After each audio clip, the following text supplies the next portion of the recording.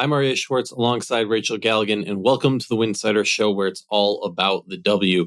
With a handful or less of games for each team, every minute has a magnifying glass on it. There's so much to discuss, so let's dive right in.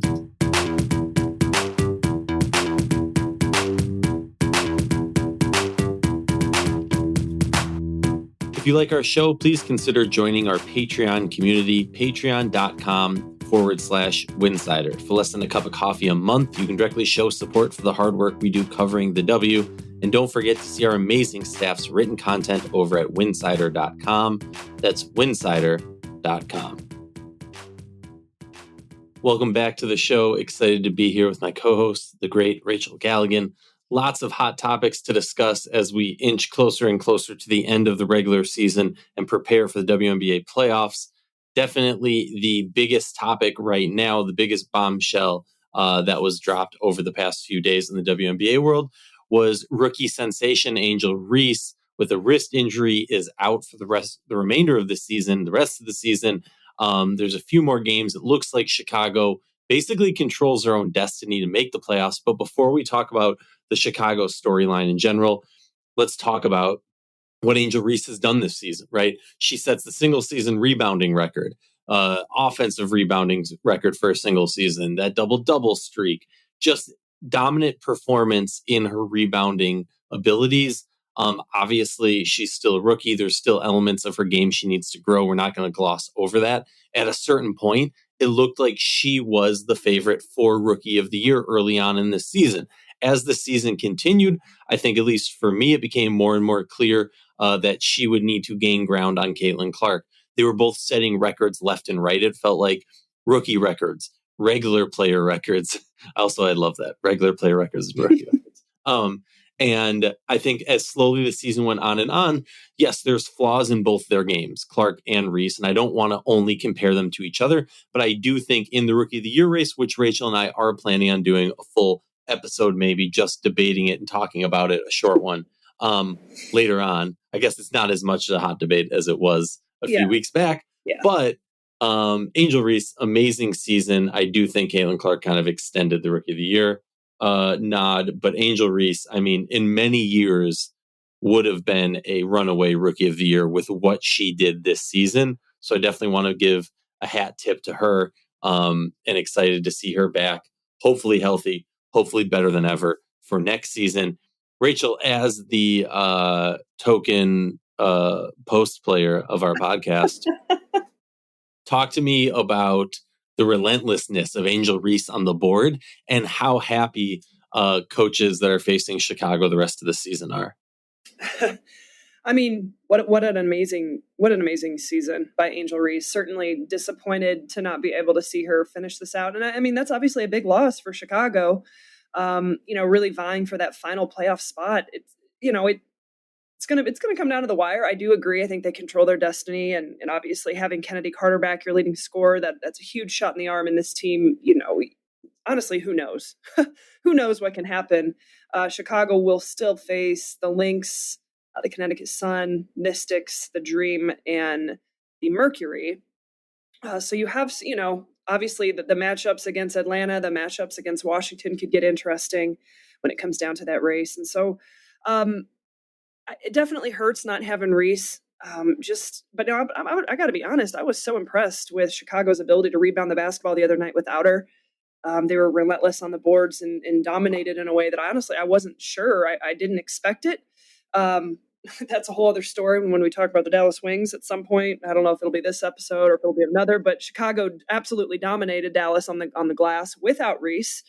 And that's something in the past Dallas, has always wanted to kind of hang their hat on. I don't really know what they're hanging their hat on right now, but these days, that's a whole, you can tell I have a lot of feelings. Let me just reel it in here.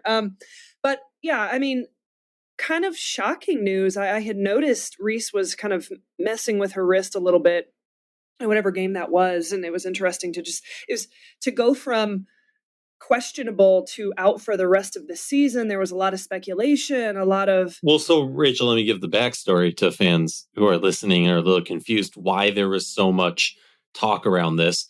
At like 7 p.m., the Chicago Sky put out their injury report, which granted has to go out a certain amount of hours before the game.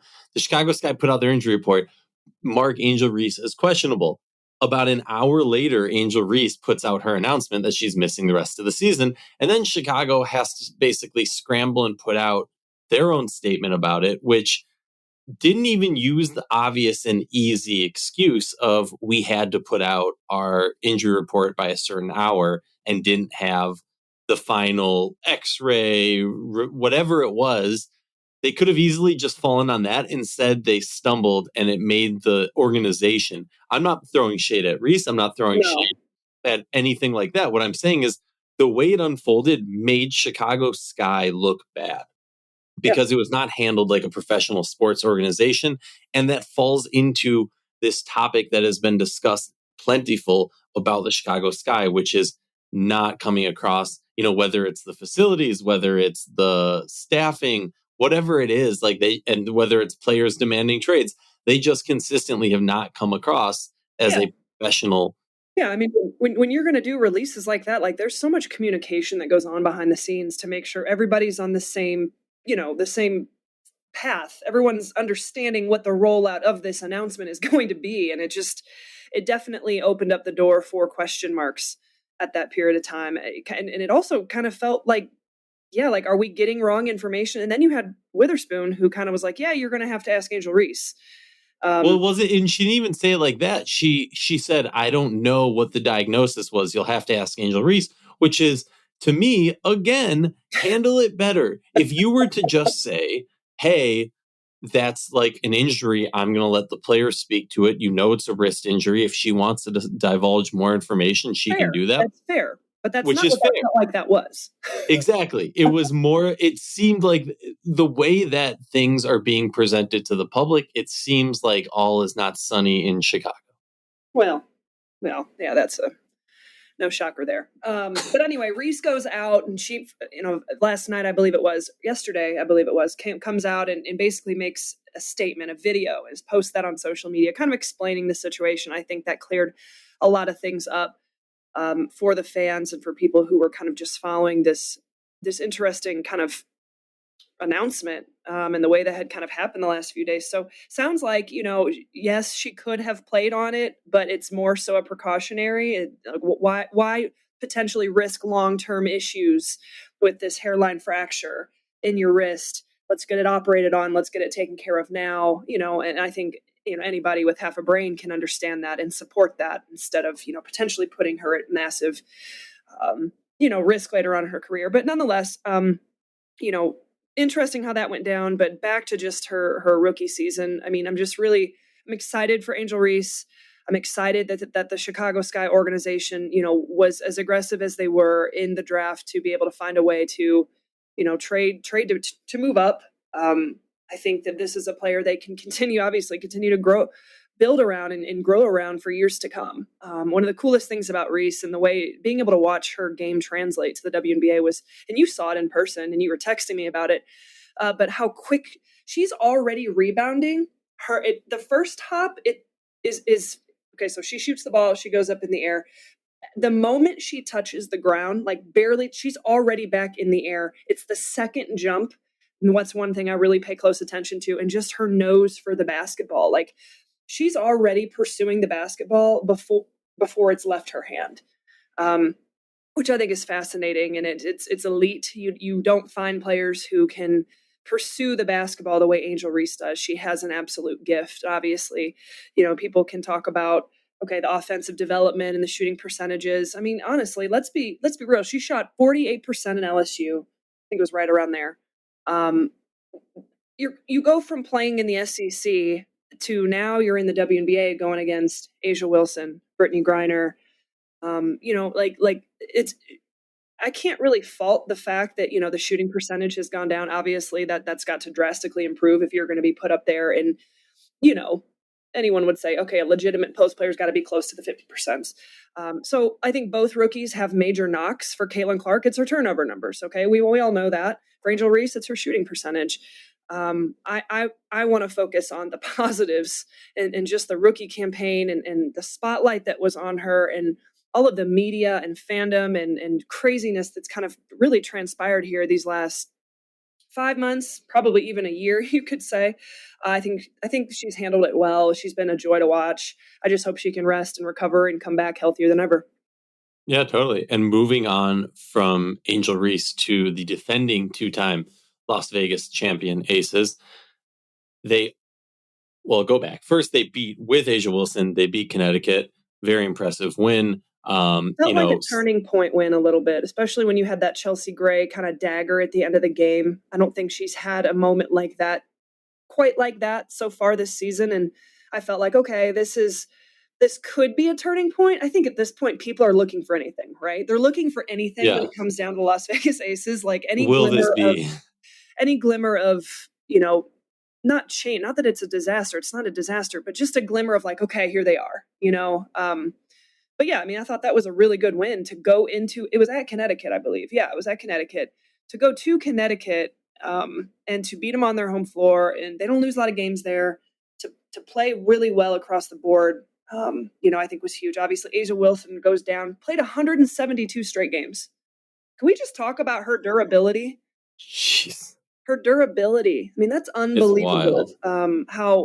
How durable, and thankfully it doesn't seem like it's too serious. I don't blame them for holding her out and making sure she's 100% and not allowing this to be something that lingers into the postseason, if you will. So I don't know how long or how many games she's going to miss, but it doesn't appear, at least from my perspective, like this is anything super serious. And the boot is a little bit more precautionary. Yeah, which is a great sign. And then with the next game, they go to New York.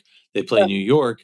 Intense game. Wild. They start off hot, wild, back and forth. They make a crazy comeback.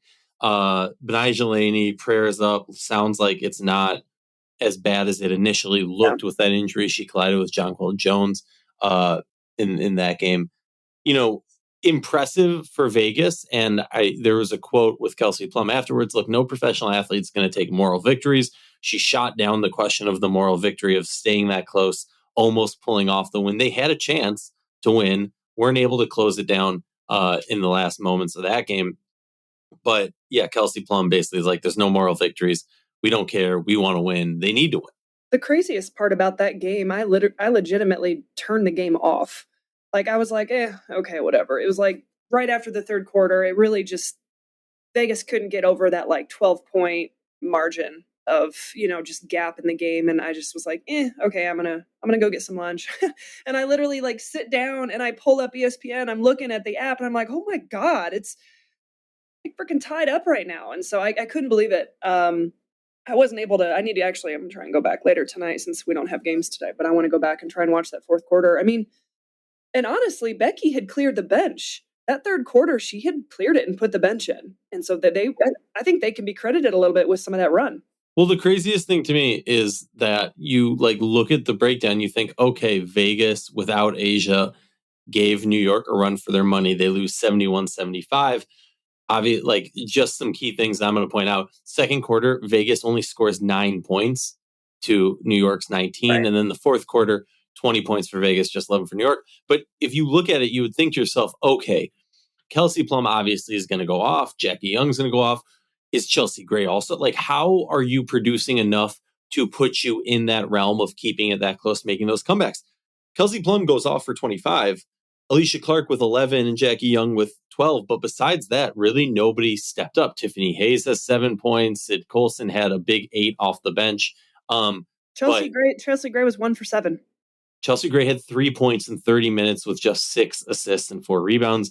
Where Megan Gustafson, who's been getting a lot of run of recent, because she's quote unquote playing the right way, as they've been saying, 5 points, 1 rebound, 1 assist, just a shocking turn of events in that game. But in the end, New York pulls off the victory. In more recent games, also, the Wings have been eliminated. So have the LA Sparks have been eliminated.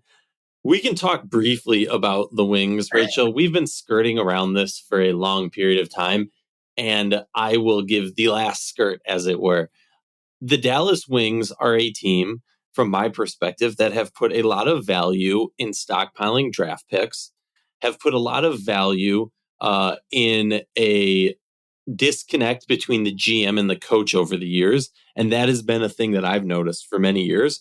And if I'm being blunt, they have not had much success in their draft picks. They've had percentage wise, right? They have been a team that just stockpiles. And then out of their like 5 draft picks, maybe one of them is sticking around for more than one season. And then every once in a while, they hold on to these picks for a little bit too long. And then they are not worth as much, or we realize how bad of a pick that was. Yeah. So for me, I look at it and I think it's very easy to say that, like, at a certain point, we've seen the coaches change many times. We've seen the roster change at times. We have seen them put a lot of stock into draft picks, put a lot of stock into current players, put a lot of stock into free agency and trades. The one thing we haven't seen change is their GM. And obviously their GM is also a part owner. So there's issues with that. But I think at the end of the day, we have to start talking about their GM. Everyone skirts around it. Everyone, at the end of the day, the roster is not built in a way that is producing positive outcomes season after season. And we cannot continue to just, blame the players and blame the coach. At a certain point, the head of the snake has to be blamed. Yeah, I mean, good Lord. Yeah, I mean, I think the biggest question is going to be, do they move on from Trammell this year? It's been, 2 seasons? Has it been 2 or has it been 3? I think it's been 2.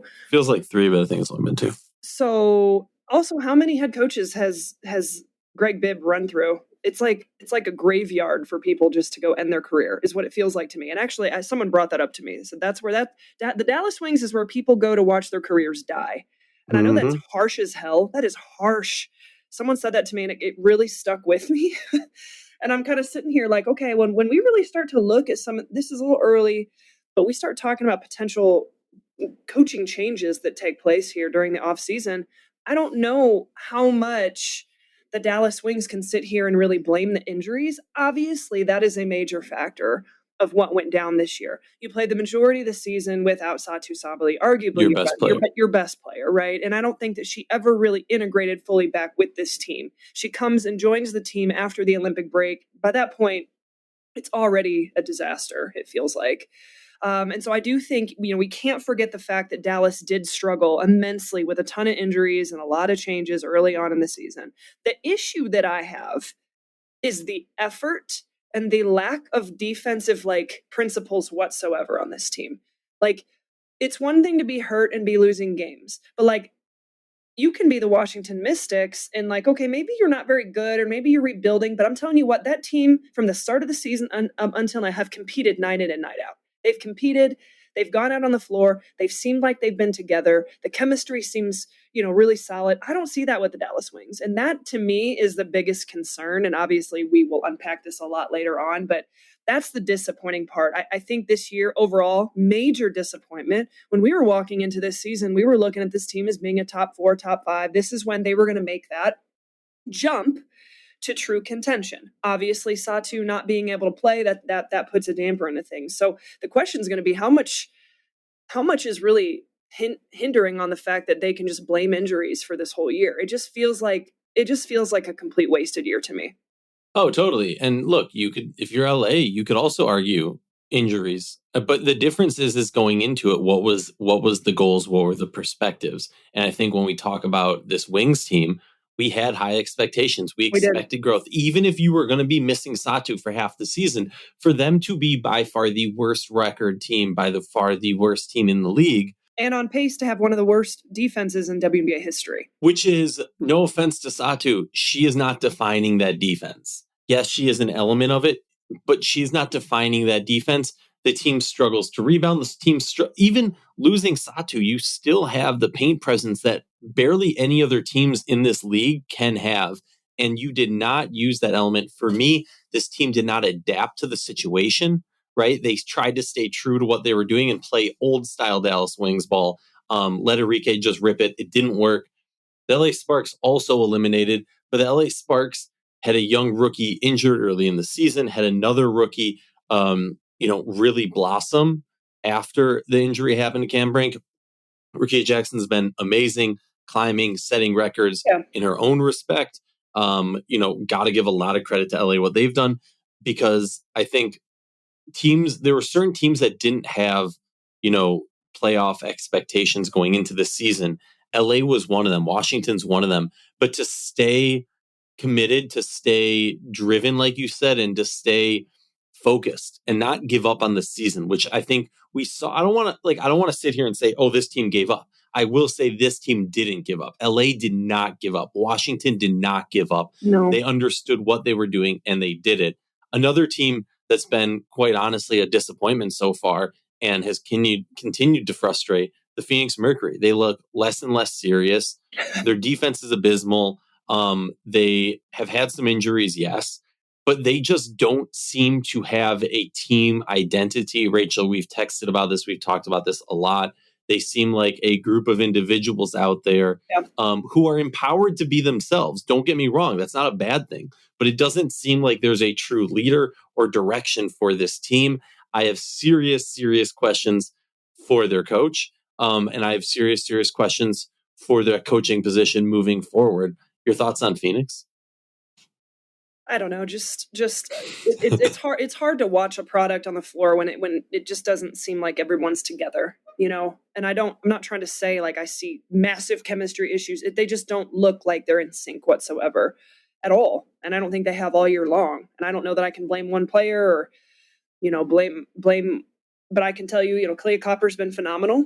What a bright spot for that organization, and what a phenomenal season she's put together. But it's disappointing because we kind of were in this off season. There was all this investment, right, with the Phoenix Mercury. Hey, we've got this brand new coach. He's coming from the NBA. Let's go, girl dad. Okay. All right, now we're going to go sign, all these players. We're going to get Clea Copper. We're going to add Natasha Cloud, Rebecca Allen. And so there was a lot of hype and momentum. I just think this team, for the talent that's on this team, they underperformed. They've underperformed. They've underperformed all year long. And it really just comes down to just the competitiveness on the court. I think they don't seem together. The technicals, the arguing with the refs, I think this team allowed the frustration of the referees impact them far greater than any other team did in the WNBA. And I'm not saying there's not an issue, but at some point, freaking get back and go defend somebody. You know what I'm saying? Like I think that this team just, I don't know. I don't know. There's a lot going on there. It'll be interesting. But did you see the tweet today? What is that? What's the social account trying to allude to here with Diana Taurasi? They said basically, could this be it? 2 games remaining. I'm your last chance, I believe, was the tweet. Yeah. Your last chance, possibly your last chance, or something like that. Yeah, are they alluding to a Diana Taurasi retirement? Are they pushing her out? If this is it, you have 2 more opportunities to see the greatest of all time at home. Here's the one thing. I'm going to give them a little bit of an annoying comment. Simone Augustus has been retired for a little bit now, and she owned Phoenix. That's her home, and she's the greatest. No, I'm joking. I wouldn't do that to them. No, I do think it's maybe they got something. No, Diana Taurasi does not seem like the type of person who would want to do a farewell tour. She seems like the type of... Someone commented on me today when I mentioned that on social media that she said multiple times she doesn't want a farewell tour. I think she should, but...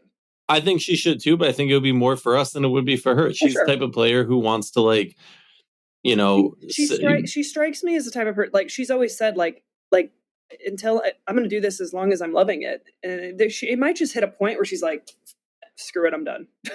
You know what I'm saying? Honestly, look, the Phoenix Mercury, if there's ever a franchise over the past few years, a team over the past few years that would push me, a person who loves this sport, to the edge, I could totally see that. Minnesota beat the Fever and DC. That Fever Minnesota game was epic. It had all the vibes of playoffs. Honestly, all the Fever games these days have been all the vibes of playoffs. I just want to bring up, because I found it hilarious, and I texted you this. Sorry, Fever fans. But the Fever dominating or controlling the game for most of the game, second half, and you can hear the vibe. You can hear the crowd noise on the TV. You can feel the pressure, which I think was extremely impressive when we were watching. I don't know if you've watched a lot of Fever games this season comparative to other teams, but when you watch them, you can tell the teams that are built for playoff high pressure situations because the crowd noise whether it's a little bit of tightness or just their game doesn't look the same, at no point did Minnesota look impacted by the crowd noise, which I thought was really impressive. But the funny thing for me was when Minnesota finally found their rhythm and took the lead back, how quiet it got. It went from one of the loudest crowds I've heard in a W game of recent to one of the quietest I've ever heard. You could hear a pin drop in there, Rachel. And that's what Minnesota should do. They're not going to get rattled. This is an experienced, veteran-led team that's steady on both ends. Defensively, offensively, no, it wasn't a great first half. They didn't play great defensively. They weren't pressuring the ball. They weren't playing Minnesota Lynx basketball. Go into halftime, completely make the adjustments. Cheryl Reeve gets after them. Whatever happened, they come out and just that's one of the most frustrating games I've seen out of Indiana, and primarily Caitlin Clark, who maybe was the most frustrated I've seen all season long. And she spoke to it at length, just letting her emotions get the best of her. And, that's been a big topic of concern. But, that's the difference from a team like Minnesota, in my opinion, and a team like Indiana, because Indiana's got to learn to keep that composure. If you can't be composed in high pressure situations against one of the top 3 teams in the league and things aren't going your way and you're not getting calls, and you've got to dig deep in those moments, and not allow your body language and things to get the best of you, because that stuff is contagious with your teammates. And so those are major learning moments for the Fever, for Caitlin Clark. I mean, honestly, just credit to Minnesota. And again, this is why I feel very strongly that this team is so legitimate. They're so real. They could very well make a very deep run in the playoffs, and they could go win it all. They're very capable because of exactly what they showed in that type of game. Being able to be in Indiana in that type of environment with that many fans, and just how steady and consistent they got back to their brand of basketball. They didn't get rattled, and they just found a way. They've done that all season long. And it's impressive, and it's fun to watch. Also, should be noted, Caitlin Clark, a few games later, gets her second triple-double, of her rookie season. First rookie to do that. Also, I don't have the list in front of me, but there's 3 players to ever have more than 2 triple-doubles. Or it's Alyssa Thomas is 14, because Alyssa Thomas got her 14th. And then there's Caitlin Clark, and a couple other players have gotten 2. Candace Parker's in that group. Candace Parker has 2 or 3. Yeah, something like that. The Atlanta Dream, a hot and cold team, get the dub over Dallas in overtime, then lose in overtime to the Fever. Oof. Chicago, they control their own destiny. I mean, it's a 3-horse race right now, Rachel. Chicago, Atlanta, and Washington all fighting for it. It's primarily Chicago and Atlanta fighting, because there is that gap between Chicago and Washington. Shout out to Tankathon, back at it again. Of those teams, the Washington Mystics have the easiest, and then Atlanta, and then Chicago. I could see this going any way, shape, or form. I feel like if you're looking from a purely talented roster standpoint, Atlanta should be the team that gets it, but they have been underperforming all season long. Again, you could chalk that up to injuries, but look, there's a recurring theme, right? When you look at the teams that have had success this season and have met expectations or exceeded them, it's the teams that even when they faced adversity, they found ways to win. And then there's the teams that faced adversity and did not find ways to win. And that's an oversimplification, but a lot of it is true. So yeah, that's where I'm at with that. I think Atlanta's been a disappointment. And because they're on this playoff bubble, I think that should be a huge disappointment for this Atlanta team. Any thoughts on the playoff bubble hunt? The Atlanta Dream versus the Fever game on Sunday, the overtime game, I went back and had a chance to watch it. Shout out to DirecTV and Disney, who have made it really difficult for me to watch games on ESPN, Disney partners. But shout out to Ben W., my friend from up in Minnesota, basically helped me understand I could get ESPN 3 games on League Pass. So I did not know that before. Just fun little tip moving forward. But I was able to go back and watch it last night on League Pass, and missed opportunity by Atlanta. I mean, just flat out missed opportunity. Yeah. This team was in control late in the game. They were in control third quarter. Somehow Indiana found a way. They knocked down some shots. They just found a way. And in my opinion, after watching that game, that should have been the Dream who walked away with that, with a win. Like I said, missed opportunity, and you can't have those types of moments, when you're vying for a playoff spot. But shout out to Ryan Howard, averaging 33.5 points per game the last 3 games. If she can continue to play at this level, I mean, she's doubled her average in these last 3 games. You got a player like that who's playing, at the degree of urgency that she's playing with, if they can figure it out and get the stops and maybe guard a little bit, they've got a chance. I think it's pretty close between them and Chicago. I think it's going to be a tight race. I think it's also just from a standpoint of we're sitting at 35 games into the season. Yeah. And Atlanta is 12-23. That is just unacceptable. If I were to go up to Atlanta preseason and say, hey, at 35 games, you're going to be sitting at 12-23. I think I would be yelled at and thrown out of that building. I agree. I think the Atlanta Dream, they should be middle of the pack. They should be at least right on that Phoenix Mercury line. If you're not 500, you're just slightly below it, in my opinion. So this has been a disappointing year for the Dream. Rachel, any final thoughts, or you want to give me your GOAT? My GOAT, man. I know you're going to ask me this, but you know what? I'm going to stick with the Fever. I've seen her a lot of my timeline. I'm going to Tamika Catchings today. The catch.